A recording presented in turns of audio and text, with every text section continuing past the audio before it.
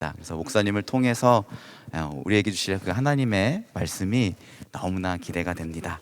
우리 이 시간 말씀을 읽고요, 우리 박지용 목사님을 환영해서 맞이하도록 하겠습니다. 오늘 우리에게 주신 말씀은 예레미야 8장 18절에서 9장 3절까지의 말씀입니다. 예레미야 8장 18절에서 9장 3절까지의 말씀이고요, 구약성경 1065면에 있습니다. 구약성경 1065면 예레미야 8장 18절에서 9장 3절까지의 말씀. 그러면은 저 한 절, 여러분 한 절 교독하고 마지막 절은 같이 읽도록 하겠습니다. 슬프다 나의 근심이여, 어떻게 위로를 받을 수 있을까? 내 마음이 병들었도다. 딸 내 백성의 심히 먼 땅에서 부르짖는 소리로다. 여호와께서 시온에 계시지 아니한가? 그의 왕이 그 가운데에 계시지 아니한가?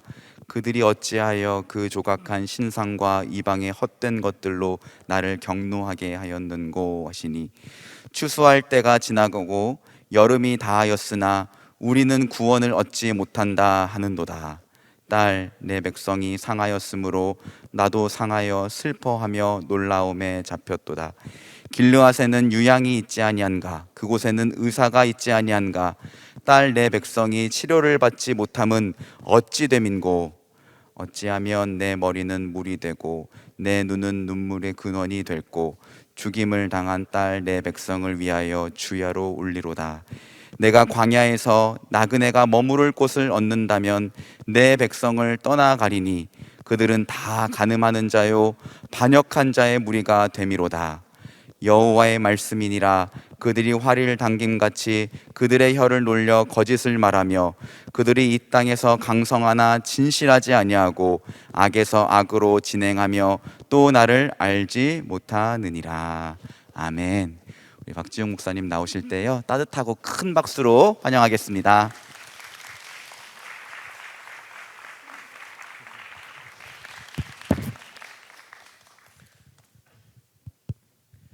여러분 안녕하셨어요? 첫 초면이 아닌 분들이 있을 것 같아서 처음 보는 분들도 계시겠나요? 예, 반갑습니다. 그러고 보니까 우리 앞에 말씀을 전해주신 우리 강사님도 어떻게 저하고 이름이 똑같네요. 사실은 제가 어릴 때 초등학교 다니고 할 때도 저하고 똑같은 이름이 거의 없었거든요. 비슷한 이름도 별로 없어가지고 나는 이름이 조금 이렇게 독특하다는 생각을 해서 별로 마음에 안 들었는데 또 우리 앞에 설교하신 목사님하고 이름이 똑같아서 나중에 한번 얼굴 한번 봐야 될 것 같은데 제가 우리 남서울 은혜교회 벌써 몇 번 이렇게 여러분들 수련회 시간에 만난 것이 저한테 큰 정말 기쁨이었고, 또 정말 큰 뭐라고 할까요? 영광이라고 해야 될까요? 정말 좋았습니다. 그저 인사로 좋았다는 말을 하는 그런 말이 아니고요. 제 기억이 아주 정말 좋았습니다. 말씀 시간에 함께 은혜를 나누는 것도, 여러분이 집중해서 잘 듣는 것도 물론 좋았지만 뭐랄까요, 이 여러분들에게 느껴지는 그 뭐랄까, 솔직함이라고 할까요? 진실함, 소탈함, 그리고 별로 이렇게 벽이 없어 보이는 것 같은, 아주 참 제가 편안한 느낌, 그리고 가족 같은 느낌, 참 여러 가지 참 좋아서 제가 우리 남서울 은혜교회 수련회를 여러 번 했는데도 끝나고 이렇게 집에 가면서 또 집에 가서도 참 그 좋은 생각, 기억이 참 많이 있었습니다. 이거는 그저 립 서비스가 아니고 진심으로, 진심으로. 제가 첫 번째도 그랬고 두 번째도 했고, 제가 그 수련회를 하면 매주 여러분들을 만나는 것이 아니고, 아무래도 이 수련회는 좀 특별한 시간이니까, 그죠? 그러니까 이제 평상시 이렇게 전하는 말씀 중에서도 꼭 이 말씀은 꼭 전해야지 하고 이렇게 좀 말하자면 좀 추리는 이제 그런 설교 제목이나 본문도 이렇게 이제 추리잖아요. 그래서 제가 여러분들과 벌써 아까 우리 목사님 말씀해 주신 대로 여러 번 이렇게 만나다 보니까 제가 그래도 이렇게 본문이 안 겹치려고 혹시라도 또 지난번에 전했던 본문 말씀이 또 이렇게 중첩이 되면 이게 신뢰도 되고 또 그럴 것 같아 가지고 일부러 제가 다 이렇게 메모를 해놨어요. 또 이제 다른 교회도 설교를 할 기회가 있고 이러니까 그래서 혹시나 그래서 남서울 은혜교회에 내가 설교했던 제목들 뭐 이렇게 다 제가 이렇게 메모를 해놔서 중첩이 안 돼야지. 뭐 사실 중첩이 돼도 괜찮은 것이 여러분 기억 잘 못하시죠. 또 실제로요 제가 설교를 하고 그래서 여러분 시험 들면 안 되는데 제가 설교하고 나도 한 주 지나고 내가 지난주에 무슨 설교했지 갑자기 제가 생각이 안 날 때가 갑자기 있어요. 자, 제가 여러분 오늘 함께 나눌 이 말씀은 얼른 읽으면 이렇게 쉽게 우리 가운데 이렇게 이해가 되는 말씀은 아닌데 그렇다고 해서 뭐 그렇게 어려운 말씀은 아닙니다. 저는 여러분과 정말 길지 않은 시간에 이렇게 좀 집중적으로 성경 말씀이 말씀하는 그 엑기스를 제가 많은 설명을 하기보다는 좀 이렇게 엑기스를 금방 여러분과 함께 이렇게 이해를 같이 하고 저도 은혜를 받고 여러분도 은혜를 받는 그래서 오늘 이 시간에는 복음의 핵심에 대한 말씀 우리가 정말 너무나도 많이 들었던 복음의 핵심에 대한 말씀을 제가 나누려고 하는데 여러분 제가 대학생 때였습니다. 제가 아직 기억이 나는 것이 하나가 있어요. 제가 벌써 대학생 때면 진짜 시간이 벌써 몇 년 전? 30년 전인데 30년도 훨씬 더 된 것 같은데 그때 수련회 때였습니다. 수련회 때 1987년 88년 요때였던 것 같아요. 그러니까 되게 오래됐잖아요. 그때 안 태어난 분들도 많죠. 근데 그때 우리 강사 목사님 그 강사 목사님이 전해주신 말씀이 제가 지금도 기억이 나고요. 근데 그 말씀 중에서 지나가는 한마디 말씀 가운데 제가 잊혀지지 않는 것이 뭐 여러 개 있지만 그 중에 하나가 뭔가 하니까요. 제가 정확한 말은 제가 생각은 안 나지만 그래도 거의 비슷하게 청교도 여러분 아시죠? 영국의 청교도 우리의 믿음에 참 훌륭한 선배들이었던 청교도들이 이런 이야기를 했다 이러면서 이제 강사 목사님이 이제 소개를 해주신 거예요. 그 강사 목사님은 이제 벌써 이제 지금 은퇴를 하시고 연로하셔서 이제 은퇴하신 그 당시만 해도 나이가 40세 정도 되셨어요. 지금 제 나이보다 훨씬 어린 나이죠. 청교도들이 무슨 말을 했느냐? 하나님 앞에 고백을 할 때 이렇게 고백을 했다는 거예요. 하나님, 제가 하나님을 만나고 또 천국에서 하나님의 얼굴을 뵙고 그리고 천국에서 수많은 시간이 흘러간다 할지라도 내가 하나님을 처음 만났을 때 불렀던 그 노래를 나는 부를 것입니다. 그런 이야기였습니다. 내용인즉슨 거의 제가 기억나는 여러분 제가 하는 말이 금방 이해가 잘 되나요? 그러니까 이제 우리가 하나님을 만났을 때 우리가 하나님을 처음 만났을 때 정말 예수님의 십자가 복음을 우리가 정말 제대로 깨닫고 저는 제대로 깨달을 때가 1989년이었습니다. 제가 왜 이걸 기억하는가 하니까 너무 분명하게 제가 깨달은 게 있어가지고 그때가 1989년 8월 초였던 것 같은데 하여튼 여러분 우리가 예수님의 십자가 복음을 만나고 나서 하나님 앞에 너무 마음에 감사가 되고 감격이 되고 그죠? 쇼킹. 예. 어릴 때부터 늘 듣던 그 십자가 복음, 뭐 귀에 못이 박히도록 늘 말하자면 식상한 것 같은 이제 이 십자가 복음을 제대로 깨닫고 나서, 그리고 나서 우리가 하나님 앞에 이 감격 때문에 찬양을 불렀단 말이죠. 노래를 했단 말이에요. 제 같은 경우에는 어떤 노래가 제일 생각이 나는가 하니까 여러분, 예수 우리 왕이여 이곳에 오소서 하는 그 찬양 있잖아요. 근데 그 찬양이 처음 우리나라에 이렇게 번역될 때 그게 번역이 처음에는 약간 다르게 번역이 됐었습니다. 예수 우리 왕이여 이곳에 오소서가 아니고 주 예수여 오소서 나의 왕 되소서, 뭐 이렇게 돼 있습니다. 그러니까 주 예수여 오셔서 나의 왕 되소서, 이렇게 이제 나오는 그 멜로디, 그 찬양인데, 하여튼 하나님을 만나고 내가 처음 불렀던 그 찬송을, 나중에 천국 가서 수만 년이 흘러도 내가 처음 불렀던 그 찬송을 부를 것이다. 여러분, 그게 무슨 뜻인지 이게 좀 납득이 되시나요?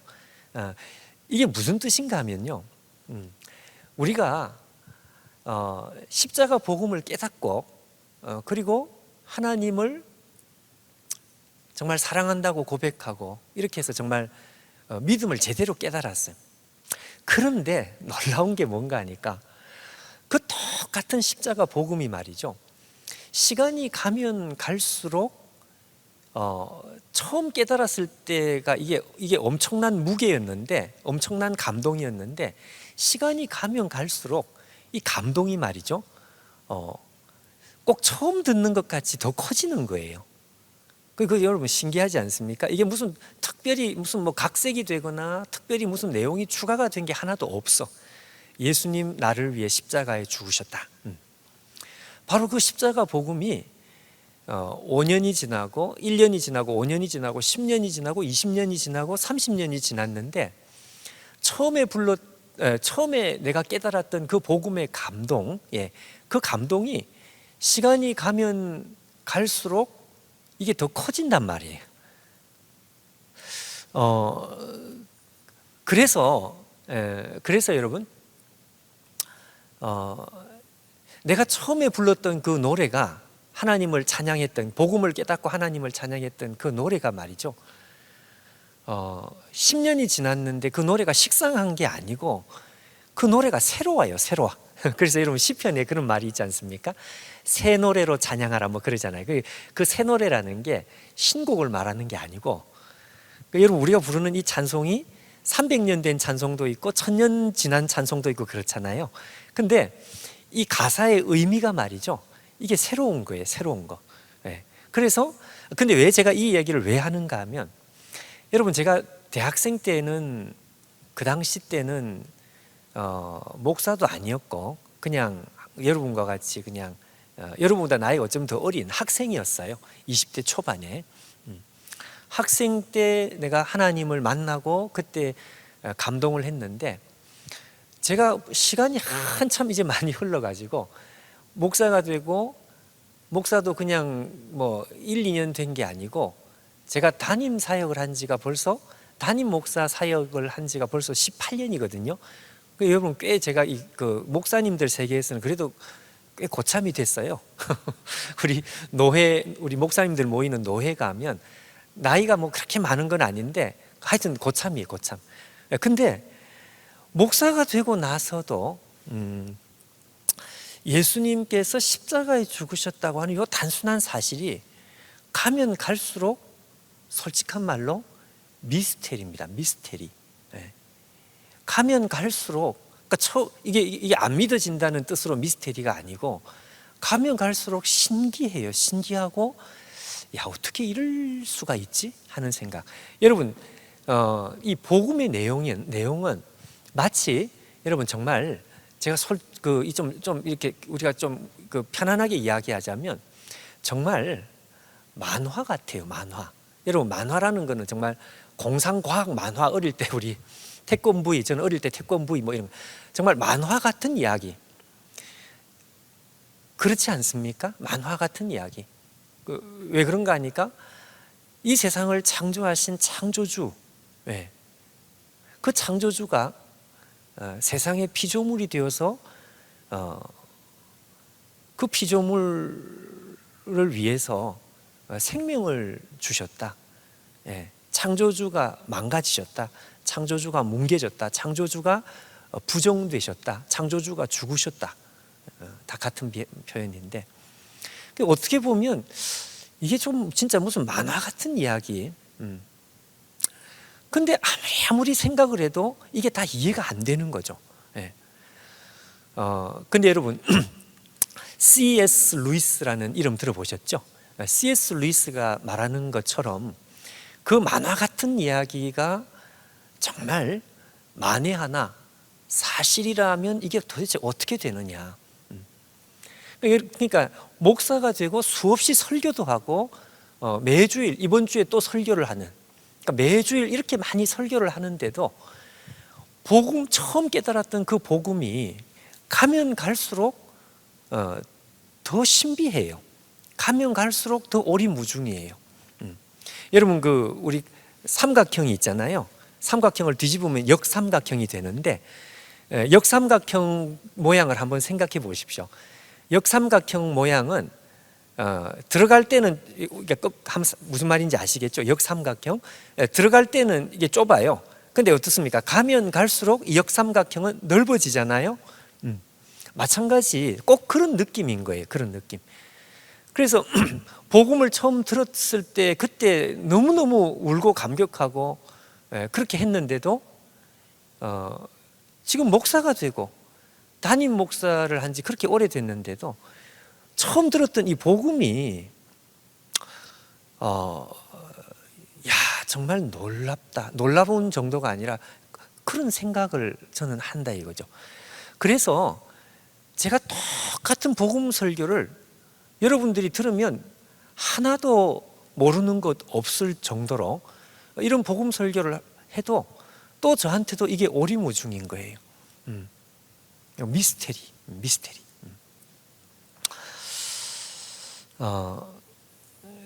오늘 우리가 읽은 이 본문 말씀은 무슨 내용인가 하면요, 아까 우리 설교 제목에 있는 것처럼 하나님께서 세 가지 고통을 가지고 계신다는 내용입니다.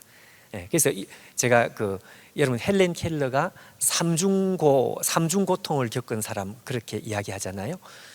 근데 마치 그거하고 비슷하게 우리 하나님도 삼중고통을 가지고 계시는, 오늘 본문이 그걸 우리 가운데 설명을 하고 있습니다. 여러분 우리가 읽은 이 본문에 보면 예레미야라는 사람이 하나님 앞에 울어 슬퍼하는. 근데 예레미야가 우는 것이 중요한 것이 아니고요. 여러분 그 옛날에 자동차 선전 글쎄 오래 전인 것 같은데 자동차 선전하는 거 이렇게 보면 막 무슨 표범인지 무슨 말인지 하여튼 표범인지 달려가다가 어느 순간에 쓱하니 세단 자동차로 바뀌는 모습, 그런 거 기억나나요? 여러분 어저께하고 그저께 이렇게 너무 은혜를 많이 받아서 진이 많이 빠져서 남은 힘이 없습니다. 그건 아니죠. 여러분들은 지금 진이 빠진 모습이 아니고 진지한 모습이에요. 진지한 모습. 저는 처음에 그걸 이해를 못 해가지고 날 째려보는 줄 알았어요. 그래서 무서워가지고 설교를 못했어요. 근데 여러분은 그게 아닌 것 같고요. 표범이 이렇게 달려가다가 어느 순간에 표범이 갑자기 쓱하니 자동차로 바뀌는 거예요. 마치 그거 비슷하게 예레미야가 눈물을 흘립니다. 처음 시작하는 본문도 그렇게 나오죠. 슬프다 나의 근심이여 어떻게 위로를 받을 수 있을까? 이러면서 시작을 하는, 오늘 본문 시작이 그거잖아요. 근데 이게 어느 순간에 쓱하니 가다가 예레미야의 눈물이 아니고 누구의 눈물? 하나님의 눈물로 이게 바뀌는 거예요. 제가 아는 직접 아는 것은 아니고 어느 목사님이 캐나다로 유학 가서 자기 자신 때문에 너무 절망을 했는데 한번 좀 신비 체험한 이야기를 제가 들었습니다. 신비 체험이라는 것은 평범한 체험이 아니라서, 그래서 막 괴로워하고 정말 자기가 죽고 싶어 가지고 정말 이 자살을 하고 싶은 그런 마음의 충동이 근데 어느 순간에 정신을 차렸는데 어디선가 진짜 우는 소리가 들리더라는 거예요. 그래서 이게 무슨 소리일까? 이게 도대체 무슨 소리일까? 그래서 이 사람이 막 정신을 집중을 하고 어디서 나는 소리인지 집중을 했더니 이 사람이 이 직감이 온 거죠. 이것이 하나님의 우는 소리다는 게 직감이 나가지고 이 사람이 그 자리에서 며칠간 먹지 못하고 해가지고 이 막 정신이 혼미한데 소리를 냈다 그랬어요. 예. 하나님이세요 이렇게 불렀다는 거예요. 하나님이세요? 맞았어요. 하나님이었어요. 그래서 이 사람이 자기 가까이에 하나님이 오셨다는 것을 알고 하나님 앞에 소리를 이렇게 높여가지고 물었다 그래요. 하나님 왜 우세요? 왜 우세요? 근데 그때 하나님께서 자기에게 마음으로 주시는 이 말씀이 뭔가 하니까 너가 너 자신을 학대하는 것이 내가 너무 괴롭다. 그러니까 하나님께서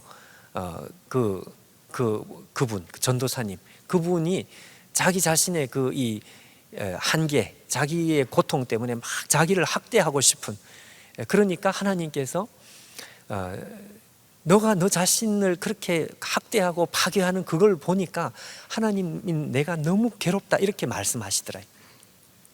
여러분 오늘 예레미야가 울고 있는데 이 예레미야의 눈물이 아닙니다. 중간에 보면 딸 내 백성이 상하였으므로 이런 표현이 있습니다. 여러분 여기 딸 내 백성이라고 말할 수 있는 사람은 예레미야가 아니고요 하나님이셔요. 무슨 이야기인지 아시겠죠? 하나님께서 말씀하시는 것인데 예레미야의 눈물인 것처럼 근데 예레미야의 눈물이 아니다 이거죠. 근데 여러분 이거 뭐 복잡하게 생각할 필요 없죠. 뭐 제가 이렇게 길게 사실 설명할 필요도 없는 얘기. 참 선지자라고 할 때에는 참 선지자는 어떤 사람이냐? 하나님의 마음을 그대로 가지고 있는 사람이 참 선지자거든요. 그래서 예레미야의 눈물이 아니고 직통으로 하나님의 눈물이다. 그거 다 이해되잖아요. 하나님의 눈물이에요. 근데 하나님께서 왜 슬퍼하시느냐? 세 가지 때문에 슬퍼하십니다. 세 가지. 첫 번째, 두 번째, 세 번째. 근데 하나님께서 슬퍼하시는 이유를 오늘 이 시간에 여러분과 제가 이렇게 진지하게 생각을 좀 해야만 되는 이유가 뭐냐? 그 이유가 뭔가 하니까요. 여러분 하나님께서 슬퍼하시는 이 세 가지의 이유를 가만히 우리가 생각을 해보면 비로소 뭐가 깨달아지는가 하면 십자가를 지신 하나님의 아들이 이 땅에 찾아오셔가지고 십자가를 지신 이유가 제대로 깨달아지는 거예요.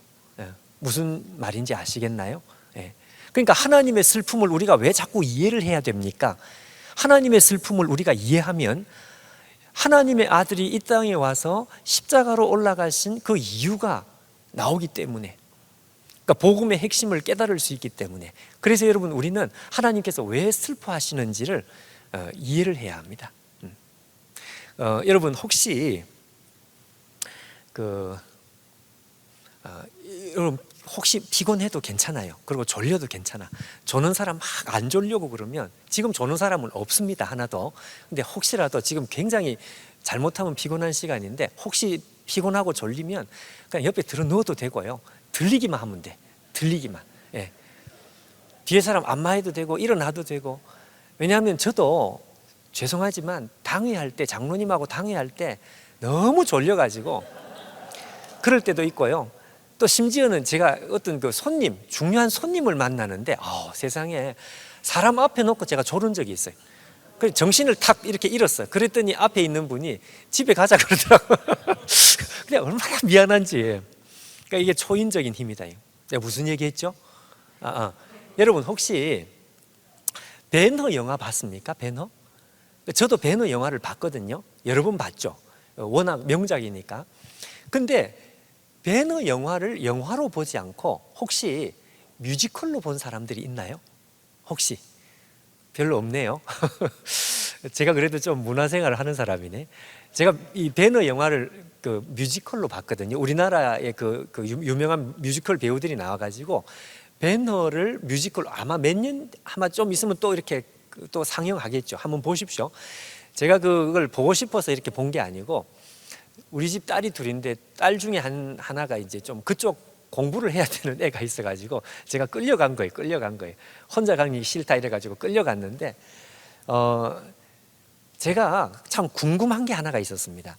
여러분, 배너 영화의 그 유명한 마차 경기 있잖아요. 배너 영화 내용 대충 모릅니까? 아시죠? 대충. 예.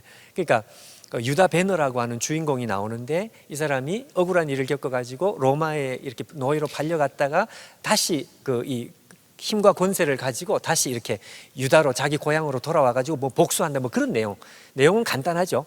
근데 거기에 그 유명한 마차 경기 있잖아요. 마차 경기. 아니, 세상에 마차 경기를 이런 뮤지컬 무대에서 어떻게 연출을 하지? 실제로 말이 나오나? 혼자서 나는 그거 궁금해가지고, 그것 때문에 제가 뮤지컬 그 궁금한 기대감을 가지고 갔습니다.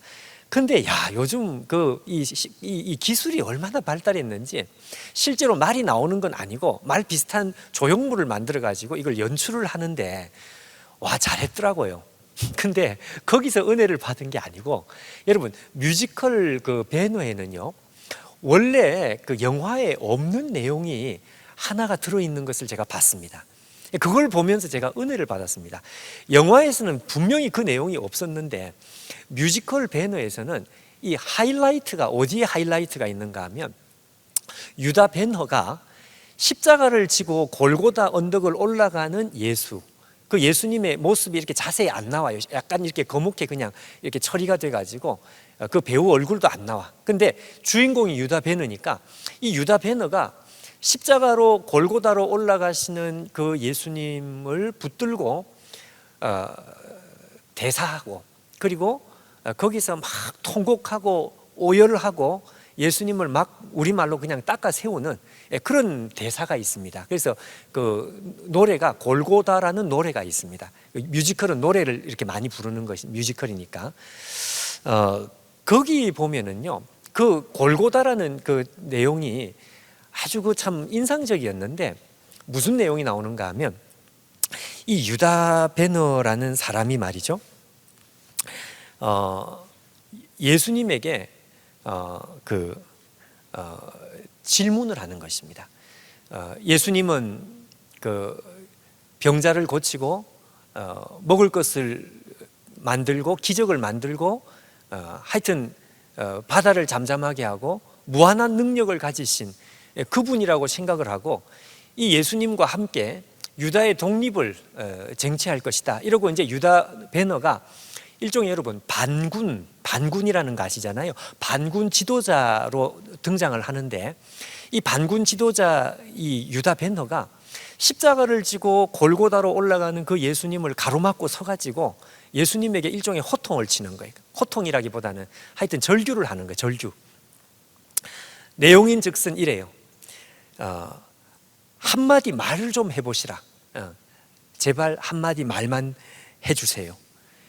지금 당신의 이 꼴이, 이렇게 십자가를 지고 망가진 이 꼴이 당신이 원래 바라던 모습이었는가? 당신은 왕이 될 수 있는데, 왕이 될 수 있는 기회를 당신은 버리고 왜 당신은 죄인의 길에 서야 되느냐? 당신의 입으로 명령 한마디면 된다. 명령. 무슨 명령? 출동 내지는 예루살렘이여 칼을 들으라. 그러니까 지금 우리가 준비된 반군들이 다 이렇게 숨어 있기 때문에 당신이 칼을 들어라라는 명령 한 번만 하면, 그러면 우리가 다 반군들, 이 로마에 저항하는 이 반군들이 다 무장을 하고 일어나서 이 로마 사람들을 한순간에 우리가 제압할 수 있다. 그러니 제발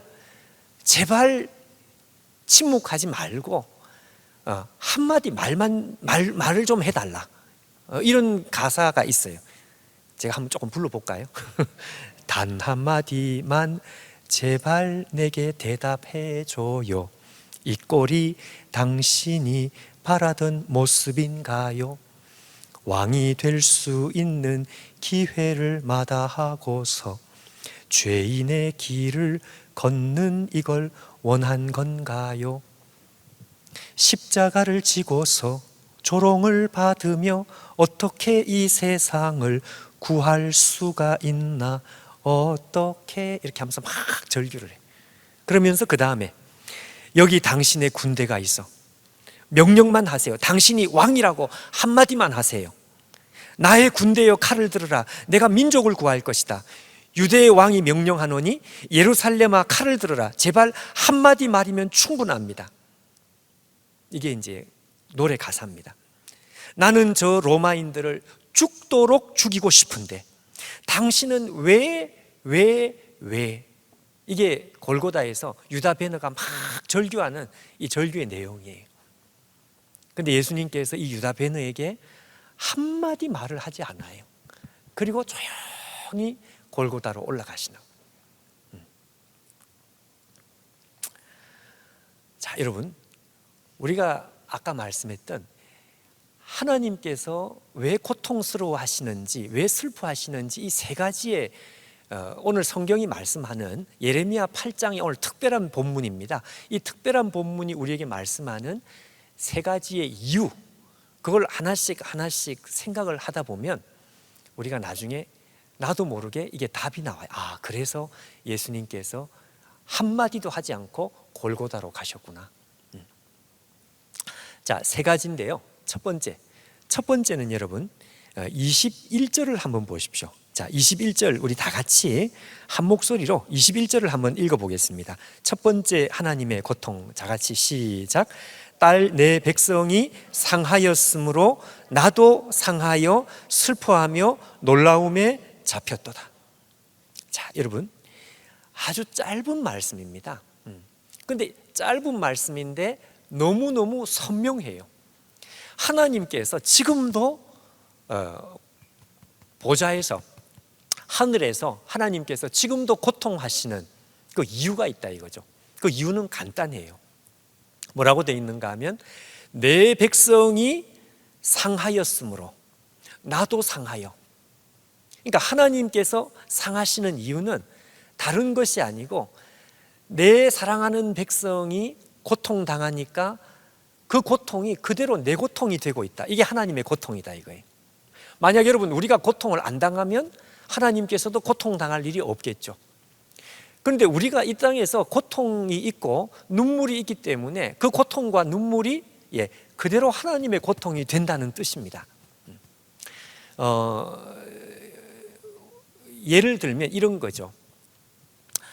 제가 어릴 때 여러분 어릴 때 동화책 많이 읽죠. 저도 어릴 때 세계 무슨 전래 동화, 인도 동화 중에 이런 동화가 있었습니다.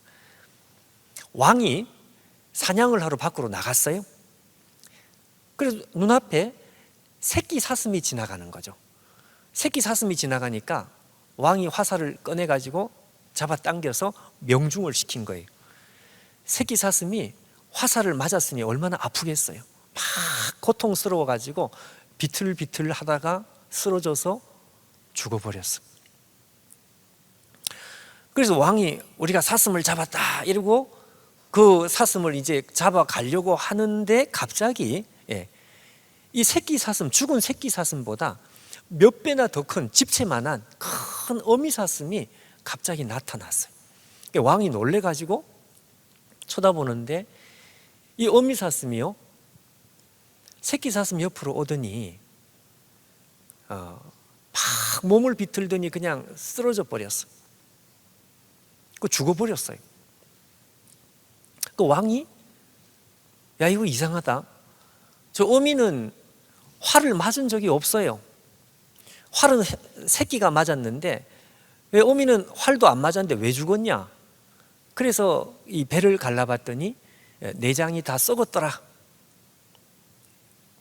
동화입니다, 여러분. 동화. 내장이 다 썩었더라. 여러분, 이게 동화인데도 우리 안에 시사해주는 메시지가 있죠. 이 어미사슴이 죽은 것은 활을 맞아 죽은 것이 아니고 자기 새끼가 죽는 것을 보면서 그 고통을 그대로 자기가 느끼는 거예요. 그렇죠? 새끼가 막 비틀거리고 괴로워하고 그러다가 픽 쓰러지니까 그 고통이 그대로 자기에게 전가가 돼가지고 그래서 그냥 자기는 화살을 안 맞았는데도 그 고통을 그대로 또 안고 그냥 쓰러져 죽는 거예요. 여러분, 동화 이야기인데 오늘 우리가 오늘 이 말씀이 무슨 뜻인지를 이해하는데 도와주는 예화와 같은 이야기입니다. 여러분, 오늘 말씀이 무슨 똑 그 말입니다. 딸 내 백성이 상하였으므로 나도 상하여. 하나님의 말씀이죠. 여러분, 오늘도 마찬가지인 거예요. 하나님께서 왜 고통스러우냐? 이 땅에 눈물이 있으니까요. 이 땅에 고통스러워서 힘들어하는 사람들의 눈물이 있어요. 그 눈물이 하나님의 눈물이 되고 하나님의 고통이 된다 이거죠. 여러분, 우리는 다른 사람의 고통에 우리가 약간은 공감을 할 수 있습니다. 그래서 참 안타까운 사람 보면 안 됐고 마음이 참 힘들고, 네, 그것은 여러분 어디까지나 한계가 있는 것이다. 그러나 여러분, 하나님은 누구신가 하면 우리의 영혼을 창조하신 창조주 하나님이시죠. 그 하나님께서 우리가 사람이 겪는 모든 고통을 우리 하나님께서 같이 괴로워하시는 하나님이시다. 저는 여러분 이 말씀을 제가 정말 의미 있게 처음 부딪히고 나서 제가 굉장히 충격을 받았습니다. 그때가 2016년도였던 것 같은데 새벽에 이 성경을 아주 이른 한 4시 정도 새벽에 읽다가 갑자기 진짜 뭔가 꽝 하는 소리가 나는 것 같은, 뒤통수를 꽝 하고 치는 것 같아요. 그렇구나. 하나님께서 고통스러워 하시는 것은 우리가 아프니까, 우리가 괴로우면 그 괴로움이 우리 안에서 끝나는 게 아니라 이게 하나님께로 그대로 전가되는 것이구나. 근데 사실은 여러분, 이게 좀 더 정확하게 이야기하면 하나님도 느끼는 것이 아니고 하나님께서 느끼는 고통이 더 크게 울린다는 것을 우리가 기억해야 합니다. 왜 그런가 하니까요, 여러분 자녀를 안 낳아보셨죠? 자녀를 낳아보면 자녀가 겪는, 새끼 사슴이 겪는 그 고통이 이 어미에게는 더 크게 느껴지는 거 있죠. 제가 우리 선배 목사님 있습니다. 저보다 몇 년 선배 목사, 그 옛날에 제가 결혼하기 전인데 그 선배 목사님이 결혼을 하시고 그리고 이제 첫 아들을 이렇게 이제 보신 거죠. 첫 아들이 태어났어요. 그러니까 제가 20대 초반이었을 것 같아. 20대 중반 정도 됐을 것 같아. 근데 그 목사님이 그 이제 사모님 두 분 다 이제 제 선배인데 그분들이 첫 아들을 이렇게 안았으니 얼마나 좋았겠어요. 첫 아기가 태어나고 이 첫 아기가 인큐베이터로 이제 들어가 가지고 거기서 이제 이렇게 몇 주간 이렇게 이제 좀 이렇게 좀 치료를 받는 이런 거죠.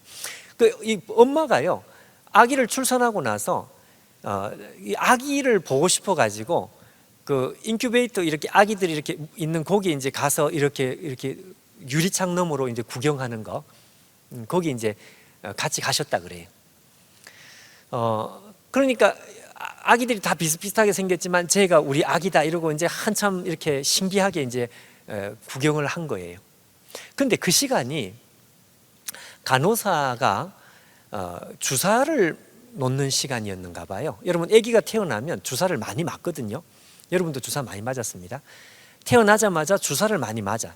그래서 간호사가 와가지고 이 창문 너머에 말이죠. 이 창문 너머에 간호사가 주사를 가져와서 이 엉덩이에다가 이만한 주사 바늘을 콕 집어넣고 하는데 주사 바늘이 꾹 들어가는데요.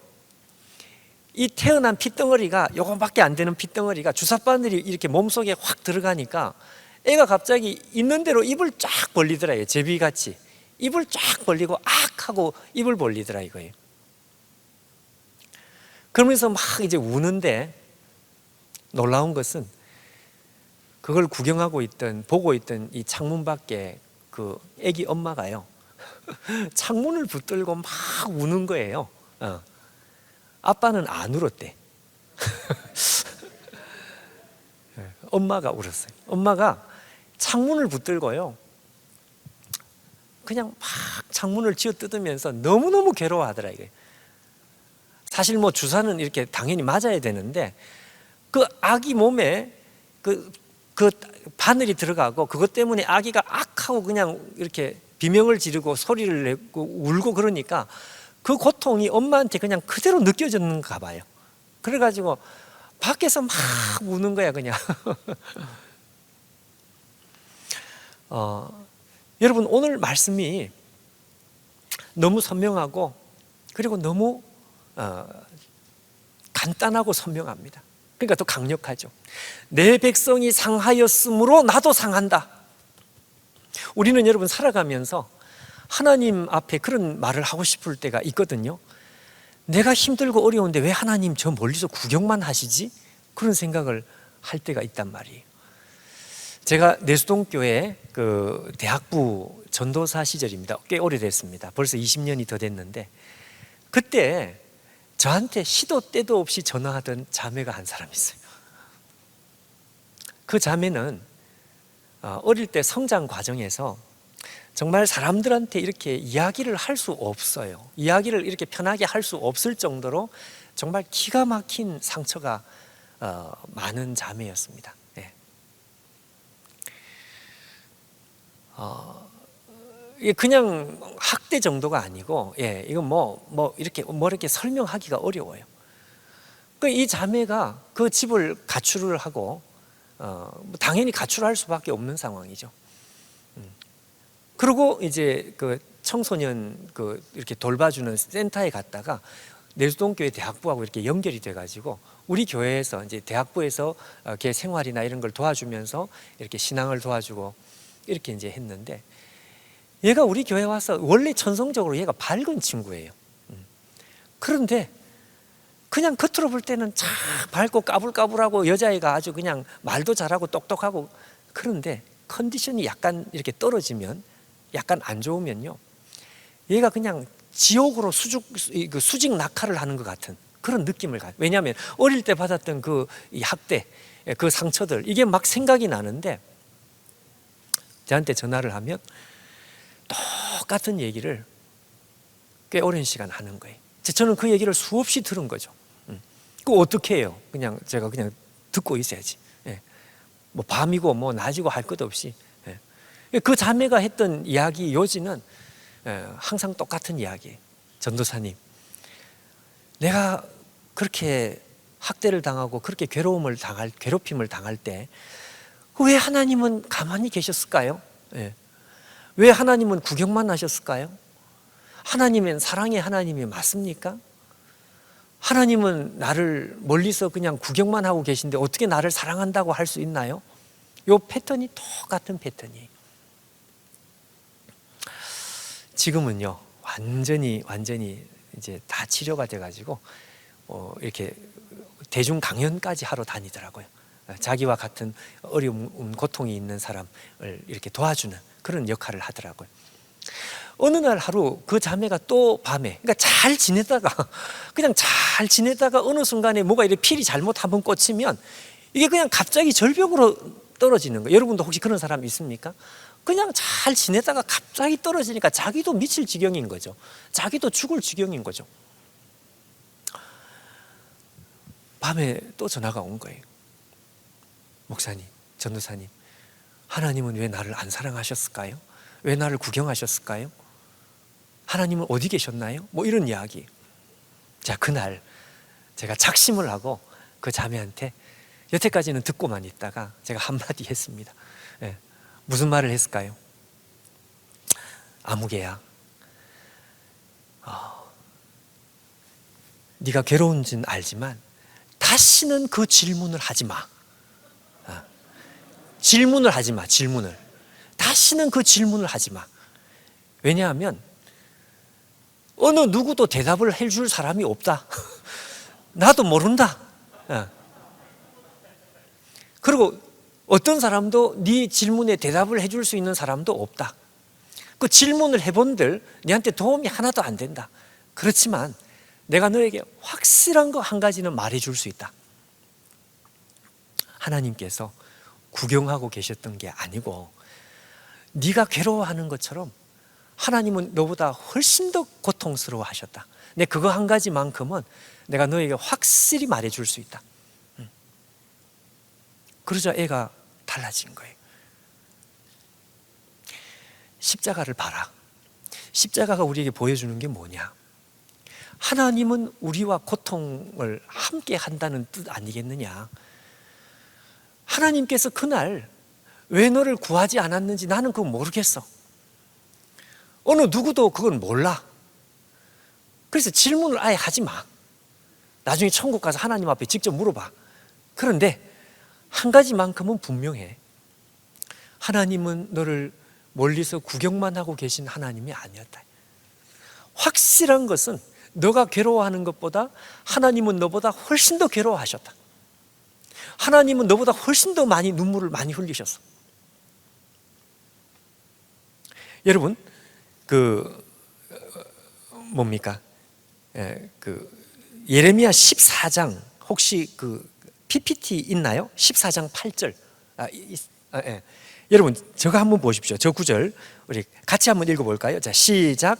이스라엘의 소망이시오, 곤란 때의 구원자시오, 어찌하여 이 땅에서 거류하는 자같이 하룻밤을 유숙하는 자가 행인같이 하시나이까? 저 말이 좀 어렵죠? 근데 어려운데 뜻은 쉬워요.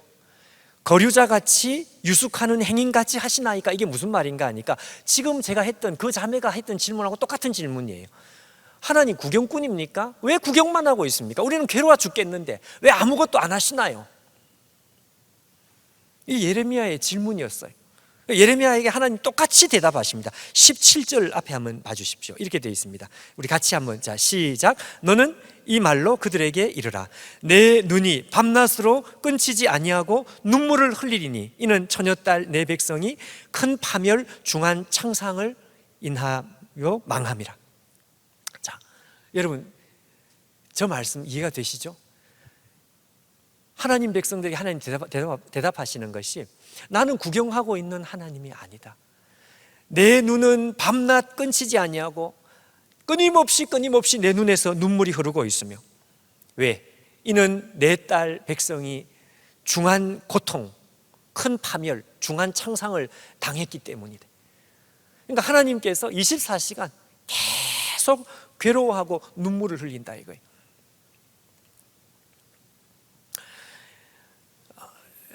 여러분, 오늘 하나님의 고통, 첫 번째 고통을 오늘 성경이 말씀하는 이걸 기억하십시오. 여러분, 우리의 머리로 다 이해는 되지 않지만 성경은 분명하게 말씀하십니다. 내 백성이 상하였으므로 나도 상하여. 더 이상 여기에 대해서 의심의 여지가 없는 거죠. 여러분, 우리도 아마 그런 질문을 안 한 사람이 없을걸요. 내가 힘들고 어려울 때 왜 하나님께서 가만히 구경만 하고 계시지? 그렇지 않습니다, 여러분. 우리 하나님께서는 우리보다 더 괴로워하시고 힘들어 하십니다. 자, 그래서 하나님께서는 이 땅에 누구를 보내셨다? 아들을 보내신 거예요. 예수님께서 왜 예루살렘이여 칼을 들어라, 왜 그렇게 안 하셨을까요? 예루살렘이여 칼을 들으라 해서 유다 벤허와 같이 이런 저항군들이 일어나서 로마를 물리친다고 한들 그게 도대체 어떻게 된다는 거예요? 그게 무슨 의미가 있나요? 잠시 로마가 떠나가는 그게 인간들 속에 있는 고통의 뿌리를 근본적으로 해결할 수 있느냐? 해결할 수 없습니다. 예수님께서 입을 다물고 십자가 위로 올라가신 이유는 인간이 당하는 고통의 뿌리는 다른 것이 아니고 로마 때문에 그런 게 아니고 하나님과 인간 사이에 있는 이 죄 때문이죠. 하나님을 잃어버린 거죠, 죄 때문에. 하나님을 다시 우리 가운데 돌려주기 위해서는, 하나님의 품에 우리가 다시 안기기 위해서는 예수님께서 예루살렘이여 칼을 들으라 그렇게 하면 안 되고요. 그렇게 하면 안 되고 입을 닫고 조용히 십자가 위로 올라가시는 거예요. 그래서 인생의 죄짐을 담당하시는 것입니다. 이게 첫 번째예요, 첫 번째.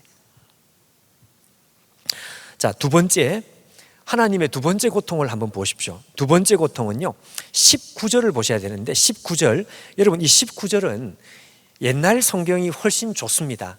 개역 개정판보다 개역 한글판이 좋습니다. 왜냐하면 개역 개정판에는 중간에 설명 있는 말이 조금 사라져서, 그런데 상관은 없어요. 왜냐하면 설명을 해드리면 되니까. 자, 19절에 여러분 앞에 한번 보십시오. 이렇게 되어 있습니다. 딸 내 백성의 심히 먼 땅에서 부르짖는 소리로다 여호와께서 시온에 계시지 아니한가? 그 왕이 그 중에 계시지 아니한가? 이게 무슨 말일까요?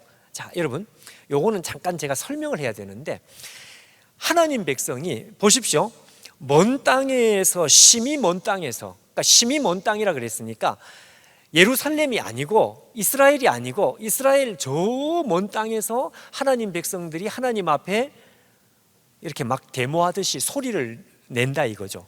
이게 뭔지 대충 여러분 짐작이 되시나요?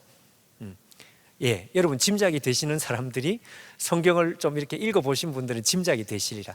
그러니까 예루살렘에서 이 사람들이 살다가 나중에 예레미야 시대 바로 끝나면 어떤 일이 벌어집니까? 예, 바벨론의 포로로 끌려가잖아요. 바벨론의 포로로 끌려가니까 이 백성들이 얼마 있지 않아서 바벨론에 포로 생활을 하러 가는 거예요. 지금 그걸 내다보고 하는 말입니다. 그러니까 하나님께서 아직은 이들이 닥치지 않았지만 이들이 바벨론 포로로 끌려가서 거기서 하나님 앞에 이런 말을 할 것이라는 것을 하나님께서 알고 계시는, 미리 말씀해 주시는, 그러니까 하나님께서 이걸 미리 마치 듣는 것처럼. 무슨 이야기인지 아시겠나요? 쉽게 말하면 이 백성들이 바벨론에 끌려갔는데, 이 바벨론에 끌려갔다는 것은 감옥에 들어간 거나 마찬가지거든요. 감옥에 들어가서 거기서 하는 말이 무슨 말을 하느냐? 지금 우리가 읽은 그대로입니다. 여호와께서 시온에 계시지 아니한가? 그 왕이 그 중에 계시지 아니한가? 우리가 지금 여기 올 군번이 아닌데 우리가 왜 지금 여기 왔느냐? 우리는 지금 바벨론에 지금 여기 있을 사람이 아니고 예루살렘에서 우리가 잘 먹고 잘 살아야 될 사람인데 우리가 지금 왜 여기서 고생을 하는지 난 이해가 안 된다, 그 말입니다. 무슨 이야기인지 아시겠죠? 네. 이 사람들이 한마디로 말하면 바벨론의 포로로 끌려가서도 정신을 못 차리는 거예요. 그 얘기입니다. 그 얘기. 아니, 여러분 생각을 좀 해보십시오. 예레미야라는 사람이 하나님 앞에 소명을 받은 이유는 다른 게 아니고 하나님께서 이 백성들에게 깨닫게 하기 위해서. 아직 바벨론 포로로 끌려가지 않았어요. 근데 너희들이 자꾸 이런 식으로 나가면 나라는 망하고 너희들은 바벨론으로 포로로 끌려가게 될 것이다. 그러니까 제발 죄짓지 말고 하나님 앞으로 돌아오라. 이게 여러분 예레미야 이전부터 계속 선지자들이 나타나서 하나님 앞에서 했던 메시지죠. 예레미야도 지금 그 말씀을 한단 말이에요. 그런데 결과는 어떻느냐? 결과는 죄송하지만 소용이 없었던 거예요. 끌려갔습니다. 하나님께서 그렇게 경고를 했으면 좀 알아들어야 되는데 알아듣지를 못하고 결국 망했어요. 그리고 바벨론에 포로로 끌려갔습니다. 예. 자, 근데 문제는 뭔가 하니까 세상에 그럼 바벨론으로 끌려갔으면 거기서는 정신을 차려야 될 거 아니에요. 안 그렇습니까? 감옥에 간다, 잘못하면 너 감옥 간다. 감옥에 간다 그랬는데 잘못해서 감옥에 갔단 말이에요. 그럼 감옥에 갔으면 거기서는 정신을 차려야 되지 않겠습니까? 근데 놀랍게도 거기 가서도 하는 말이 뭔가 하니까 내가 지금 여기 올 군번이 아닌데 내가 지금 여기 올 사람이 아닌데 내가 지금 여기 왜 왔을까? 왜? 여호와께서 시온에 계시지 아니한가? 그 왕이 그 중에 계시지 아니한가? 하나님은 우리의 왕인데, 하나님 우리의 왕이고 우리는 하나님 백성인데 우리가 이런 고통을 당하는 게 말이 되느냐? 이러면서 하나님 앞에 막 항의를 하는 거죠. 그래서 여러분 그 다음에 바로 이어 나오는 말씀이 19절 하반절이 그 말입니다. 그들이 어찌하여 그 조각한 신상과 이방의 헛된 것들로 나를 경록케 하였는고? 바보들아, 그 말입니다. 너희들이 그렇게 죄짓지 말라 그랬는데 죄지어서 이렇게 된 거야. 하나님께서 그들에게 다시 가르쳐 주는 거죠. 근데도 뭔가 하니까 몰라. 20절 우리 다 같이 한번 읽어볼까요? 자, 시작. 추수할 때가 지나고 여름이 다하였으나 우리는 구원을 얻지 못한다 하는도다. 이게 무슨 뜻인지 아시겠죠? 우리가 여기 있을 사람이 아니다. 자, 여러분, 결국 하나님의 두 번째 고통은 무슨 고통인가 하면요, 하나님의 백성들이 끝까지 깨닫지 못하는 것, 그걸 쳐다보는 것이 하나님의 고통이라요. 무슨 이야기인지 아십니까? 이걸 여러분 좀 유식한 말로 뭐라고 이야기하느냐? 자, 우리 같이 한번 따라해 볼까요? 지각의 부패. 그렇습니다. 정확합니다. 지각이 부패. 사람이, 하나님 백성들이 도무지 깨닫지를 못하는 거예요. 지각이 부패했습니다. 지각이 부패하다 보니까 하나님의 말씀을 들을 줄도 모르고요, 하나님의 음성을 들을 줄도 모르고 하나님의 마음을 깨달을 줄도 모르고, 지금 모든 사람들이 다 깨달을 수 있도록 명명백백하게 다 드러났는데도 여전히 자기는 모르는 거예요. 자기만 모르는 거예요. 지각이 부패했으니까. 여러분, 제가 우리 교회에 가깝게 지내는 40대 남자 집사님 한 분이 있습니다. 이분이 아주 유능하고 성경 공부도 열심히 하고 또 새벽마다 새벽 기도를 빠지지 않고 늘 화이팅, 열심히. 그래서 자주 만나서 이제 밥을 먹거든요. 근데 여러분, 어느 날 이 남자 집사님이 저한테 무슨 이야기를 하는가? 목사님, 요새 제가 골치 아파 죽겠습니다. 왜 그러냐 했더니, 자기 사무실에 대기업을 다니시는데 이 회사 전체가 지금 큰일이 하나가 났다 이거예요. 무슨 큰일이 났는가 하면, 자기하고 같이 일하는 동료, 자기보다 선배가 사고를 친 거예요. 무슨 사고를 쳤느냐? 거래처, 중국인데 중국에 있는 거래처 큰 회사에서 뇌물을 받은 거죠. 오랜 시간 동안 뇌물을 계속 받아가지고 이게 이제 뇌물을 착복했는데 이게 탄로가 난 거예요. 그래서 이 사람이 구속이 됐는데 자기는 너무너무 놀랬다 이거죠. 왜? 자기하고 늘 가까이 있는 그 선배는 그럴 사람이 아니라고 생각해. 너무너무 착한 사람, 법 없이도 사는 사람이라고 생각해서. 그리고 더 놀라운 것은 본인이 뇌물을 받은 적이 없다고 계속 주장을 하더라는 거예요. 놀랍죠, 여러분? 나는 그런 적 없어 그랬는데 결국은 들통이 난 거예요. 그러니까 자기는 더 충격을 받았어. 그렇게 착할 뿐만 아니라 이 사람이 자기는 받은 적이 없다고 했을 때 진짜 그걸 믿었다 이거예요. 이게 적은 돈이 아니고 수억이 훨씬 넘는. 그러니까 아니, 그 형이 그런 거짓말을 할 사람이 아닌데 그 또 충격을 받은 거죠. 그래서 자기가 지금 무슨 임무를 받았느냐, 자기가 그 형 뒤치다꺼리를 하는 임무를 맡았대. 그 뒤치다꺼리가 뭔가 하면, 그 형으로 말미암아 생긴 회사의 어려운 불이익들, 그거 다 수습하러 다니는 게 자기 일이고, 그 일만 수습하는 게 아니고 그 형의 가정까지도 자기가 돌봐야 돼. 그러니까 그 부인하고 아이들 혹시 충격 안 받기 위해서 옆에서 이렇게 좀 다독거려야 되고, 또 이 그 사고 친 그 사람 구속돼 가지고 감옥에 들어간 그 사람 일주일에 한 번씩 면회를 해가지고 그 사람한테 혹시 뭐 다른 어려운 그 무슨 사고 친 거 있는지 그거 설득해가지고 더 이렇게, 하여튼 이런 뒷수습하는 이게 전부 이 사람 책임인 거예요. 그러니까 내보고 목사님 골치 아파 죽겠습니다. 근데 여러분, 어느 날 하루는 저하고 같이 밥을 먹는데 저보고 목사님 정말 자기가 힘들다. 왜 힘드냐? 자기가 너무너무 놀랍다 이거예요. 왜 그런가 하니까요, 나는 그런 일을 한 적이 없어. 그거 다 거짓말이었고. 그래서 이제 들어갔어요. 그 형이 그런 거짓말 할진 자기는 몰랐는데 들어갔는데 여러분, 형이 기본이 징역 10년 이상을 받은 거예요. 여러분, 징역 10년이면은 경제사범이 우리나라에 굉장히 무서워요. 이게 세. 이게 다른 범죄보다 이게 세요. 경제사범이. 그래가지고 10년 이상을 이게 형을 받았는데, 여러분, 저보고 그러더라고요. 목사님, 이거 정말 무서운 거다. 왜?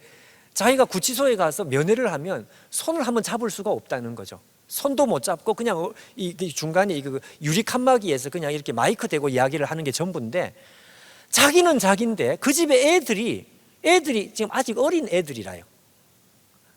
아니 10년이면 얘들이 초등학교가 애들인데 10년이 지나면 얘들이 성인이 다 돼버려요. 그러니까 얘들이 가장 아빠가 필요할 때 아빠 얼굴을 못 보고 아빠 손을 잡을 수 없고, 그렇게 10년이 지나가게 되는 거예요. 그러니까 자기가 옆에서 보니까 진짜 억장이 무너지더라. 너무너무 안타까운 거예요. 그런데 여러분, 그게 문제가 아니고 정말 기가 막힌 게 뭔가 하니까, 하루는 그 선배한테 가서 면회를 했는데 그 선배가 무슨 이야기 하니까 자기 억울하다 이거. 자기 억울하다. 왜 억울하냐? 그 돈 안 받았느냐? 받았다. 그러면서 하는 말이, 이거 내만 받았느냐? 네. 이렇게 받는 사람 나 말고 나 평상시에 많이 알고 있어. 뭐 크고 작은 듯이 뭐 다 이렇게 하면서 직장 생활을 하는데 나 정말 억울하다, 이렇게 나오더라 이거예요. 그래서 그 집사님이 저한테 와서 하는 말이, 목사님, 인간은 어쩔 수 없나 봐요, 그러더라고요. 여러분, 깨닫지를 못하는 거예요. 하나님 앞에 여러분 죄를 못 깨닫습니다. 저는 참 오랜 시간 동안 참 궁금했던 게 뭔가 하니까, 죄가 도대체 뭘까? 죄의 본질이 도대체 뭘까? 1989년도에 그때 제가 이 하나님을 처음 만나고 나서 제가 깨달은 건 다른 걸 깨달은 게 아니고 죄의 본질을 깨달았던 것 같아요. 죄라고 하는 것은 하나님을 밀어내는 것이다. 하나님과의 관계를 끊는 것이다. 하나님을 싫어하는 것이다. 인간이 가지고 있는 이 죄성이라고 하는 것은 이거는 고칠 수 있는 방법이 없어요. 지각이 무너져 가지고요, 도무지 자기가 죄인이라는 것 자체를 깨닫지를 못해요. 여러분, 우리가 전도해 보면 도덕적으로 사는 사람들은 진짜 전도하기 어렵습니다. 그렇죠, 여러분. 아예 좀 이렇게 망가진 사람, 도덕적으로 망가지고 지멋대로 살다가 술 먹고 뭐 이렇게 하던 사람은 전도하기가 오히려 쉬워요. 그런데 착하게 살았던 친구들, 그러나 예수님은 안 믿는 사람들, 그런 사람들은 진짜 전도하기가 너무너무 어려운 거예요. 여러분, 사람은 깨닫지를 못하는 존재입니다. 깨닫지를 못해요.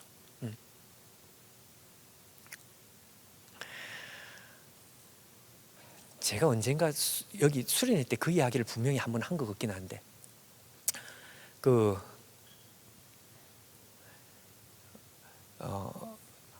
대학 학장님이었습니다. 학장님. 그러니까 대학에서 교수님이었고 돌아가실 때는 학장님이었어요. 그러니까 말 그대로 걸출한 학자죠. 우리나라의 최고의 지성. 그런데 이 학장님이 돌아가시기 얼마 전에 그 부인 권사님이 목사님한테 부탁을 하는 거예요. 왜냐하면 자기 남편이 신앙이 없으니까 이제 인생을 정리를 하고 하나님을 만나야 될 때가 다 됐는데 신앙이 없으니까 큰일 났다. 그래서 목사님을 모셔가지고, 목사님, 우리 남편 이제 살 날이 얼마 안 남았는데 목사님 가서 전도해 주세요. 인생 정리할 수 있도록 도와주세요. 그래서 이 목사님이 찾아갔습니다. 그 학장님 손을 붙들고 그 이야기를 했다 그랬어요. 학장님, 인생을 정리하셔야죠. 그 학장님 뭐라고 했는가 하면요, 죽기는 내가 왜 죽어 그랬어요. 여러분, 죽기는 내가 왜 죽어, 죽기는 내가 왜 죽어, 8자, 이게 학장님의 마지막 유언이 돼버렸어요.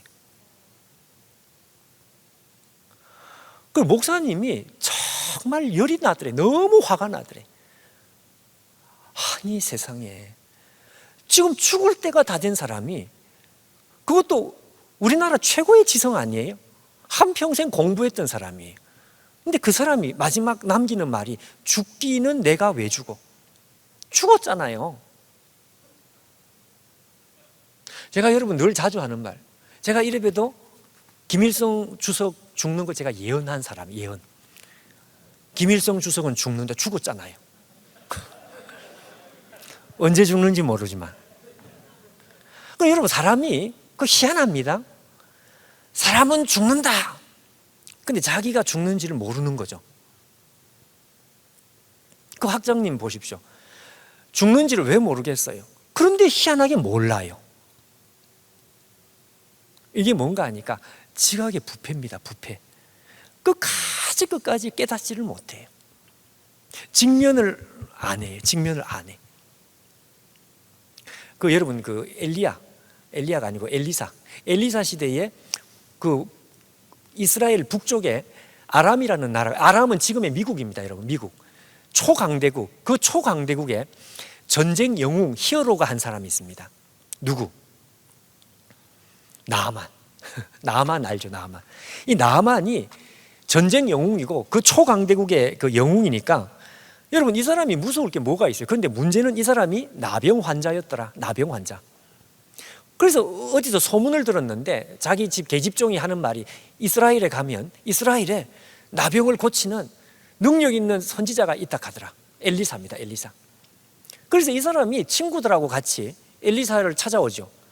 근데 엘리사가 나만이 자기에게 오는 것을 알고 자기는 나가지도 않고 종을 시켜가지고 요단강에 가서 몸을 담그라.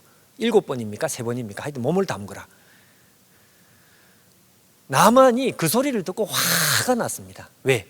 지금 내가 누군데, 내가 세계 초강대국의 전쟁 히어로인데, 전쟁 영웅, 내가 오면 그 이스라엘의 선지자가 와서 맨발로 뛰어나와가지고 절을 하면서 자기를 고쳐줄 줄 알았는데, 우리나라의 요단강보다 좋은 강이 얼마나 많냐 이거예요. 이 사람이 화가 났어요. 그러고 나서 안 한다. 그러고 돌아가는 거죠. 돌아가다가 중간에 친구들이 이 나만한테 한마디 했습니다. 장군이시여, 저 사람이 당신한테 이것보다 더 어려운 걸 시켰으면 당신이 그것을 순종하지 않았겠습니까? 무슨 이야기인지 아시겠죠? 지금 요단강에 몸을 담고 그게 뭐가 어려워? 한번 해봅시다. 여러분, 그게 무슨 말인지 알겠습니까? 그게 여러분 말이 뒤집힌 말인데, 그게 쉽게 말하면 이런 이야기입니다. 당신 왜 그렇게 말이 많냐 이거예요. 아니, 지금 뭐 어려운 걸 시키는 것도 아니고 요단강 가서 그 몸 담그라 하네. 그게 뭐가, 지금 당신이 지금 무슨 전쟁 히어로라고 생각하는데 웃기지 마라. 당신은 나병 환자다. 나병 환자. 옛날 성경에는 문둥병이네. 당신은 문둥병자다. 그 이상도 이하도 아니다. 자, 여러분, 이 나만이 여기서 일생일대 가장 위대한 각성을 합니다. 위대한 깨달음. 무슨 깨달음일까요? 그렇구나. 내가 문둥병자구나. 내가 이 나병 환자구나. 그거. 그럼 목사님, 그럼 여태까지 그걸 몰랐다. 글쎄 말이, 글쎄. 내 말이 그 말이라니까. 글쎄. 나만이 자기가 나병 환자인지 왜 몰랐겠어요? 그런데 그날 한 대 얻어맞은 거죠. 당신 지금 나병 환자가 뭐 그렇게 말이 많냐? 하라 그러면 할 것이지. 여러분, 여기서 이 나만의 운명이 달라집니다. 나만의 각성이죠. 이게 하나님이 주신 엄청난 선물이었어요. 깨닫는 것입니다. 깨닫는 것. 저는 1989년도에 깨달았어요. 수없이 죄인이라 그런 소리 어마어마하게 많이 들었는데도 그래, 죄인이라고 해줄게. 교회 오니까 하도 죄인이라 그러니까, 죄인이라 안 그러면 교회에 있을 수가 없으니까. 근데 그날 깨달은 거죠. 여러분, 인간의 이 지각의 부패, 이 깨닫지 못하는 인간의 지각의 부패는 이건 진짜 절망적입니다. 죽을 때가 다 돼도 깨닫지를 못하고요, 죽어도 깨닫지를 못해요. 바벨론으로 끌려간다, 끌려갔으면 정신 차릴 줄 아는데 그렇지 않습니다. 끌려가서도 깨닫지 못합니다. 이거는 여러분, 치료할 방법이 없는 거예요. 인간의 이 지각의 부패는 치료할 방법이 없어. 그럼 치료할 방법이 없으면 어떻게 하면 좋겠습니까? 예수님께서 우리를 위해서 십자가에서 죽는 수밖에 없어요. 죽는 것, 예수님께서 십자가에서 죽으시고 십자가에 죽으신 예수님 때문에 하늘에 있는 성령 하나님께서 땅으로 내려오십니다. 그래서 사람 속에 하나님께서 성령을 보내가지고 우리의 지각을 밝혀놔요. 그래서 여러분, 우리가 처음에 예수님을 믿을 때에는 우리의 지각이 그렇게 환하지 못해. 그런데 예수님을 믿고 나서 어느 순간에 우리가 지각이 밝아지기 시작합니다.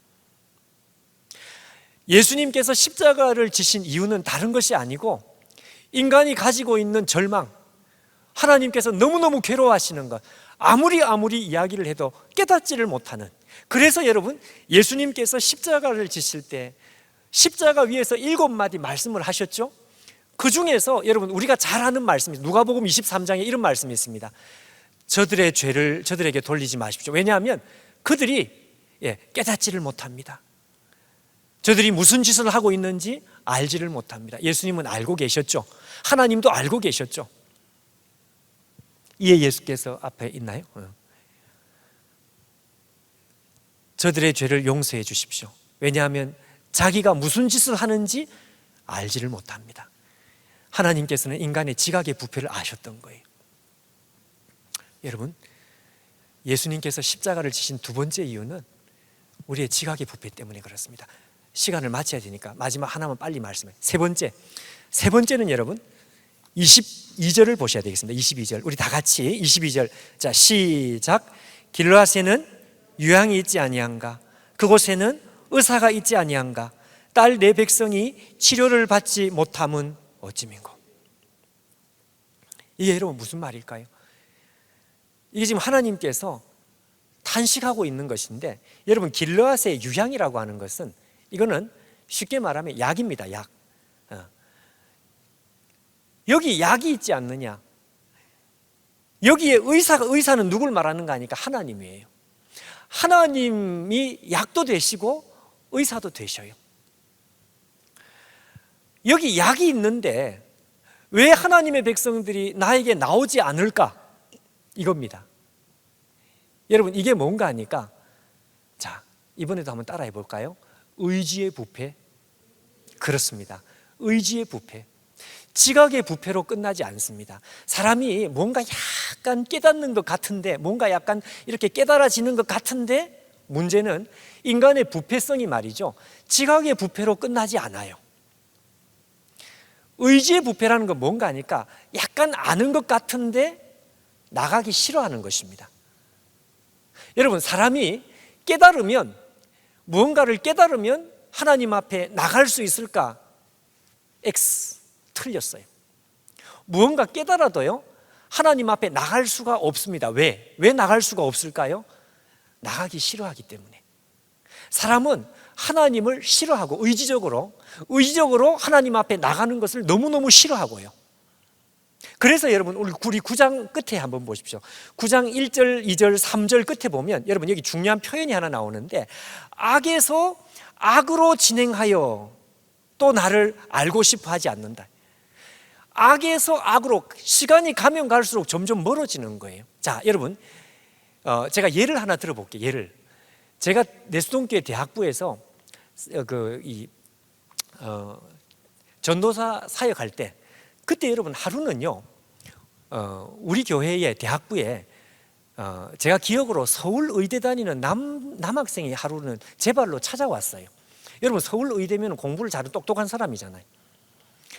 근데 이 친구가 왜 왔느냐고 물어봤더니 자기가 기독교에 대해서 너무 알고 싶다는 거예요. 야, 요새 이런 친구가 다 있나 싶어가지고, 제가 우리 학생들 출석 체크를 할 시간인데 출석 체크도 안 하고 그날 모든 걸 내가 다 내려놓고 그 친구를 만나가지고 제가 1대1로 이야기를 했습니다. 그래, 한번 물어봐라. 기독교에 대해서 내가 할 수 있는 대답을 다 해줄게. 그래서 이 친구하고 1시간이 넘도록 긴 시간 대화를 했습니다. 자기가 뭐가 궁금한지, 기독교는 왜 이런 것인지. 그래서 제가 할 수 있는 대답을 정말 혼신의 힘을 다 했어요. 다 했어. 그러고 났더니요, 이 친구가 얼굴이 환해지는 거예요. 저도 마음이 너무너무 기분이 좋았어요. 난 또 왜 이렇게 설명을 잘할까? 이러면서. 그러고 막 손을 흔들고 이렇게 이제 헤어졌죠. 근데 다음 주에 교회를 안 왔어요. 근데 내가 왜 안 왔어? 무슨 일이 있나? 분명히 올 줄 알았는데. 그래서 제가 전화를 했습니다. 그 왜 안 왔느냐? 이 친구가 뭐라고 대답하는가 하니까 기독교에 대해서 이제 궁금한 걸 다 알았기 때문에 나갈 필요가 없대요. 와, 제가 그때 진짜 쇼크 받았습니다. 그리고 제가 엄청나게 중요한 사실을 하나 깨달았습니다. 그렇구나. 사람이 안다고 하나님을 믿는 게 아니구나. 깨닫는다고 하나님을 믿는 게 아니구나. 어떻게 해야 하나님을 믿느냐? 예, 믿고 싶으면 믿는 것이구나. 여러분, 굉장히 중요한 말입니다. 여러분, 그렇지 않습니까? 여러분, 성경 다 알고 있습니까? 성경의 진리 다 잘 깨닫습니까? 저는 성경에 모르는 게 훨씬 많아요. 그런데 예수님을 믿거든요. 하나님을 믿거든요. 왜? 이유는 믿고 싶으니까. 우리의 의지가 믿고 싶으니까. 여러분, 아무리 잘 깨닫고 있는 것 같아도 자기가 안 믿고 싶으면 이건 절대로 안 되는 거예요. 무슨 말인지 아시겠나요? 이게 뭔가 하니까 사람의 의지가 부패를 했습니다. 그러니까 사람들에게 성경에 대해서 잘 가르쳐 주면 아, 그렇군요. 예스, 나 다 이해가 되고 하나님의 사랑도 이해가 되고. 아니에요. 사람은 지각의 부패로 이 부패성이 끝나는 게 아니고 그거보다 훨씬 더 무서운 것, 의지의 부패. 사람의 의지 자체가 부패해가지고 하나님을 향해서 등을 돌리고 싶어. 누가 시키지 않았어요. 누가 시키지 않았어요. 자기 의지적으로 하나님을 향해서 등을 돌려요. 등을 돌리니까 시간이 가면 갈수록 악에서 악으로 나가는 거다. 인생을 살면 살수록 하나님과 멀어져요. 하나님을 몰라서 안 믿는 게 아니고 약간 깨닫는 것 같아도 하나님을 근본적으로 싫어하는 거죠. 싫어하는. 사람이 가지고 있는 이 근본 본성입니다. 여러분, 우리가 하나님 말씀을 순종하려고 하면 이게 싫습니다. 여러분, 근본적으로 이게 좋지 않아요. 근본적으로 싫은 마음이 많고 성령이 계시기 때문에 내 안에 약간 좋은 마음이 조금 있는 거예요. 좋은 마음과 싫은 마음이 혼재가 돼 있어요. 제가 예전에 그 LG전자, 그때 제가 입사할 때는 금성사였는데 거기 입사했을 때 그때 이런 운동장만한 큰 그 사원 식당입니다. 우리 옆에 있는 과장님하고 같이 밥을 먹으러 줄을 섰는데요. 옆에 있던 과장님이 갑자기 없어졌어요. 어디 갔나? 아무리 기다려도 없어. 그래서 혼자서 밥 먹고 올라와가지고 아니 과장님, 아까 분명히 옆에 있었는데 어디 가셨어요? 그랬더니 밖으로 도망쳤대요. 왜 도망치셨냐고 그랬더니 그날 점심 식사 반찬 메뉴 중에 오이 소배기가 있었어요. 오이 소배기. 이 사람이 여러분 오이 알러지가 있었어요. 나 그런 사람 처음 봤어요. 복숭아 알러지는 봤는데 세상에 오이 알러지 처음 봤어요. 오이가 저 수백 미터 떨어져 있는 저 멀리에 오이가 있다는 걸 발견하는 순간 몸몸에 두드러기가 나는 거죠. 여러분, 인간이 그렇습니다. 인간이 의지가 부패한 이게 뭔가 하니까요, 하나님에 대해서 싫은 거예요. 인간의 의지가 부패했어요. 인간은 하나님 앞에 나가는 것을 좋아할까 싫어할까? 싫어한단 말이에요. 그럼 어떻게 하면 좋겠습니까, 여러분? 인간이 하나님 앞에 나가는 것 자체를 근본적으로 싫어하면 그럼 어떻게 하면 좋겠느냐 말이에요. 아무리 오라 그래도 안 오고 싶어 하는데, 예, 말씀을 정리를 해야 되죠. 인간이 하나님께 오기 싫어하니까 방법은 하나밖에 없는 거죠. 뭘까요? 예, 그렇습니다. 하나님께서 인간에게 오시는 수밖에 없어요. 인간이 하나님을 향해서 나가는 것을 싫어하면, 그래서 인간이 하나님을 도망치면 어떻게? 하나님께서 인간을 찾아오시는 것 말고는 방법이 없어요. 존 스토트 목사님은 하나님을 가리켜서 천국의, 이 표현이 좀 죄송한데 천국의 사냥개 뭐 이런 표현을 했는데 하나님을 좀 이상하게 표현했죠. 하여튼 나는 그 좀 표현은 좀 별론데 무슨 말을 하고 싶은지는 알겠어요. 하나님은 우리를, 예, 누가복음 15장에 있는 대로 찾도록 찾지 아니하냐. 여러분, 하나님은 우리를 찾아오십니다. 이게 복음이죠. 왜 그랬느냐? 하나님의 고통 때문에 그런 거예요. 하나님의 고통. 그 하나님의 고통은 인간이 가지고 있는 부패성이 지각의 부패로 끝나는 것이 아니고 의지가 부패해가지고 아무리 하나님 사랑한다고 나오라 그래도 가면 갈수록 멀어지는 걸 어떻게 해요? 하나님을 향해서 도망을 치는 인간들을 어떻게 하면 좋습니까? 하나님께서 찾아가는 거죠. 하나님께서 찾으러 가는 거죠. 하나님께서 하나님의 아들을 이 땅에 보내서 십자가로 가게 하신 이유가 뭘까요? 이것 때문에 그렇습니다. 이것 때문에. 말씀을 여러분 정말 이제 좀 정리를 하는데, 예수님께서 누가복음 15장에 세 가지 비유를 하신 적이 있습니다. 첫째는 이런 양의 비유, 100마리 중에 한 마리가 잃었다. 이런 은전의 비유. 세 번째는 이런 아들의 비유. 이게 여러분 우리는 하도 많이 들어가지고 이게 도대체 뭐냐, 좋은 말이다. 근데 이 말을 처음 들었던 사람들은 이거는 도저히 믿어지지 않는 충격이었습니다. 왜 그런가 하니까, 이 말을 처음 들은 사람들이 누군가 하면 예수님 앞에 있는 세리와 죄인들이었습니다. 창기들이었습니다. 세리와 창기들은 어떤 사람들이냐? 이방인들은 하나님 나라에 못 들어오거든요. 근데 이방인보다 더 하나님 나라에 못 들어오는 사람, 절대로 못 들어오는 사람, 영원히 못 들어오는 사람, 하나님 나라에 무슨 짓을 해도 절대로 들어올 수 없는 사람이 누군가 하면 세리와 창기들입니다. 그런데 여러분, 예수님께서 이 세리와 창기들에게 무슨 말씀을 하는가 하니까, 너희들 어쩌면 하나님 나라에 들어갈 가능성이 0.1%라도 있을지 모르겠다, 이렇게 말씀하셔도 아마 세리와 창기들이 막 기절초풍했을 거예요. 나는 가능성이 제로라고 생각했는데 아니야, 0.1%라도 있어. 근데 예수님께서 그렇게 말씀하지 않았습니다. 가능성이 0.1% 있다, 노력해봐, 그게 아니고요, 놀랍게도 하나님께서 너희들을 찾아오신다, 이렇게 한 거예요. 여러분, 이것은요 이스라엘 4,000년 역사 종교를 그냥 박살을 내는 말씀이었습니다. 세상에 여러분 이런 게 도대체 어디 있어요? 이 사람들이 하나님의 나라에 들어갈 가능성이 0.1%만 있다 그래도 놀라운 이야기인데, 그게 아니고 주객이 전도되는 거죠. 주객이 뒤집어지는 거죠. 하나님께서 사람을 찾아오신다 그래요. 하나님께서 너희들을 찾아오신다. 너희들이 이런 양이니까, 너희들이 이런 은전이니까, 너희들이 이런 아들과 똑같은 사람들이니까 하나님은 너희들을 찾아오시는 거야.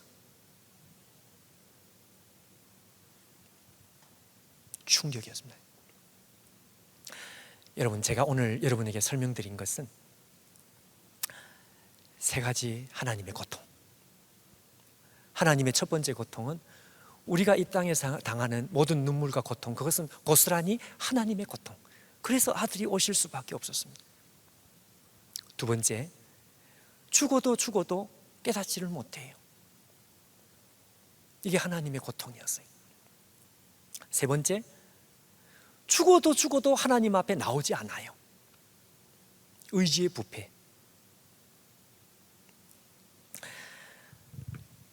여러분, 혹시 그 영화 중에 디센던트라는 영화를 혹시 아시나요? 디센던트.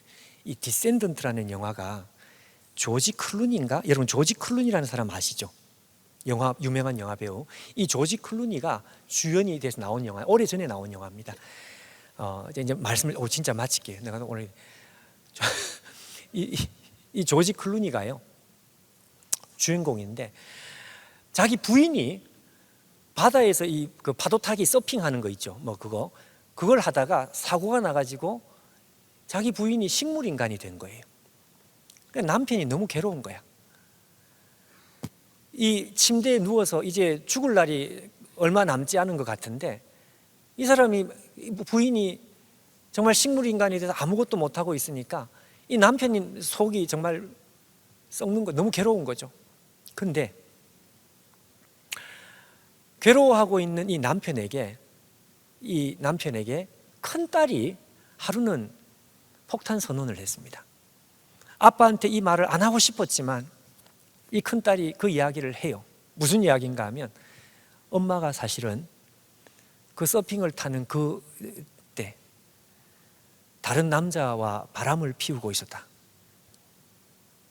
넘지 못할 선은 이미 넘었으며 다른 남자와 그렇게 내연의 관계가 있었다. 그거를 자기 아빠한테 이야기해 줍니다. 아빠가 불쌍하다 이거예요. 그래서 이 남자가 그 이야기를 듣고 너무너무 큰 충격을 받습니다. 자기 부인은 지금 병원에 누워 있죠. 근데 누워서 말도 한마디 하지 못하는 그 부인이 그런 상황에서 이런 사고가 됐다니. 그래서 이 남자가 자기를 컨트롤을 할 수 없어요. 그리고 이 자기 아내와 그 바람을 피운 내연의 그 남자의 집에 찾아가서 멀리서 그 남자를 보면서 저주를 하고, 뭐 자기가 컨트롤이 안 되니까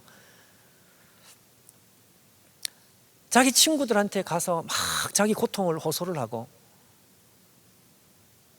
여러분, 이 괴로워하는 이 과정을 가만히 보니까 야, 이거 참 보통이 아니다 이거. 그래서 이 남자가요, 죽어 있는 식물 인간이 돼서 침대에 누워 있는 이 여자를 보면서, 자기 아내를 보면서 그냥 막 욕을 해요. 막 악담을 막 퍼부어요. 어떻게 당신이 그럴 수 있냐 이러면서. 왜냐하면 말이 안 통하는데 답답하니까. 예. 그러고 또 돌아서면 이 아내가 불쌍하고. 이 두 가지의 감정이 이 사람을 괴롭히는 거예요. 이 아내의 친구가 이 남편에게 아무리 그래도 그렇지, 지금 아내가 지금 이렇게 죽어가는데 어떻게 그 아내한테 그렇게 원망할 수 있느냐, 뭐 이런 이야기를 합니다. 그건 제가 보니까 감독이 어떤 하나의 그 모티브를 던지기 위해서. 근데 여러분, 그 남편의 마음을 이해를 못하는 거예요. 그 마지막 장면, 마지막 대사가 한마디로 대사가 하고 이 끝이 납니다.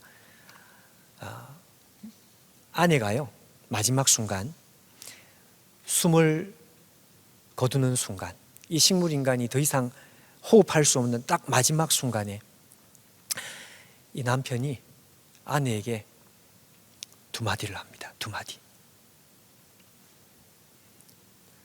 My love, my pain. 내 사랑, 내 고통. 그리고 이 남자의 눈에 눈물이 주르륵 흘러요. 아내를 사랑하기 때문에 아내가 미운 거죠. 아내를 사랑하지 않았으면 아내에 대한 미움이 있었겠습니까? 없습니다, 여러분. 하나님께서 우리를 보실 때 불같이 질투를 하시는데 이건 사랑하기 때문이다. 사랑하기 때문에. 여러분, 집 밖에 길 가는 그 사람 보면서 질투가 난다. 그 정신병자. 예. 내하고 아무 상관없는데 왜 질투가 나요?